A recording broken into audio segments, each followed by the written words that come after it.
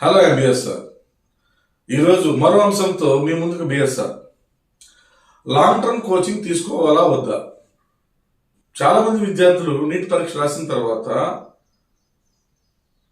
ఎందుకో నాకు ఈ సంవత్సరం మెడికల్ సీట్ రాలేదు, నేను ఏదైనా కోర్సు చేరిపోతాను అని కొంతమంది విద్యార్థులు ఆలోచించడం జరుగుతుంది. కొంతమంది మరో ప్రయత్నం చేద్దాం అని ఆలోచిస్తున్నారు. నేను చెప్పేది ఒకటే, మరో ప్రయత్నం కాదు, డాక్టర్ సీట్ వచ్చేంత వరకు ప్రయత్నం చేయి. ఎంబీబీఎస్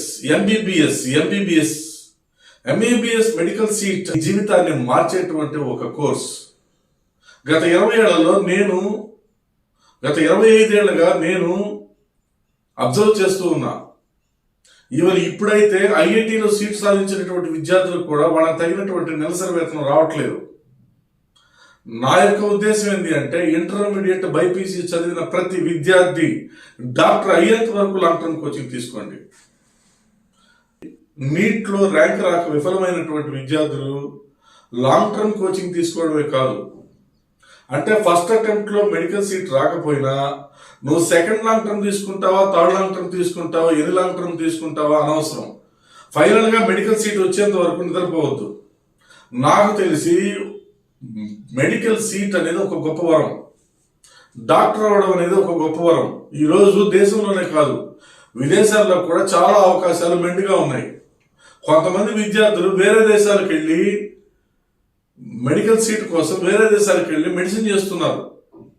మళ్ళీ వాళ్ళు ఫైనల్ ఇయర్లో పరీక్ష రాసి పాస్ అయితేనే ఇండియాలోకి రావాలి, ఎగ్జిట్ పరీక్ష రాసిన తర్వాత ఇండియాలోకి రావాలి. కానీ నా ఉద్దేశం అయితే ఆ డబ్బులన్నీ వేస్ట్ చేయొద్దు. మరోసారి లాంగ్ టర్మ్ కోచింగ్ తీసుకోండి, కష్టపడండి. మెండుగా ఉన్నాయి. మన దేశంలోనే 1,00,000కు పైగా మెడికల్ సీట్లు ఉన్నాయి. ఆల్ ఇండియా కోటాలో 9,500 మెడికల్ సీట్లు ఉన్నాయి. మన దగ్గర ఆంధ్రప్రదేశ్లో 7,000 మెడికల్ సీట్లు ఉన్నాయి. నేను అందరికీ చెప్పేది ఏంటంటే, అసలు ఇంటర్మీడియట్ బైపీసీ చదివి 50 ఏళ్ల వ్యక్తి అయినా సరే ఒక్కసారి లాంగ్ టర్మ్ కోచింగ్ తీసుకొని మళ్ళీ డాక్టర్ అయిపోండి. ఊర్లలో గ్రామాల్లో ఒక ఆర్ఎంపీ డాక్టర్ రోజుకి 3,000 నుంచి 5,000 రూపాయలు సంపాదిస్తున్నారు. నా కోరిక ఏంటంటే, డాక్టర్ వృత్తి ద్వారా ప్రజలకు సేవ చేస్తే ఫైనాన్షియల్ గా వ్యక్తి బాగుంటారు, గ్రామం బాగా ఉంటుంది. ఇదే విధంగా దేశానికే కాదు ప్రపంచానికి కూడా మనం సేవ చేయొచ్చు. మెడికల్ టూరిజాన్ని డెవలప్ చేయొచ్చు. ఒకప్పుడు భారతదేశం సేవ చేసేటువంటి దేశం. మనకి చికెన్ పాక్స్ వస్తే డాక్టర్ దగ్గరికి పోయేదానికన్నా దేవత దగ్గరికి పోయేవాళ్ళు, అమ్మవారికి పూజించేవాళ్ళు.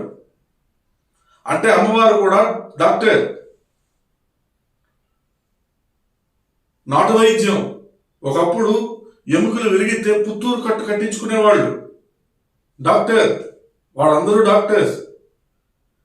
కాబట్టి ఎంబీబీఎస్ డాక్టర్ల అవసరం ఉంది. మీరు డాక్టర్లే కండి.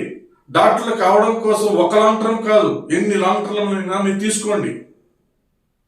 బట్ ఆ లాంగ్ టర్మ్ కోచింగ్ తీసుకునేటువంటి కోచింగ్ సెంటర్ని ఒక్కసారి పరిశీలించి మీ నిర్ణయం తీసుకోండి. ఏ లాంగ్ టర్మ్ కోచింగ్ సెంటర్లో మీరు వెళితే మీకు మంచి ర్యాంక్ సాధించవచ్చో నెక్స్ట్ వీడియోలో మనం కలుద్దాం. Thank you.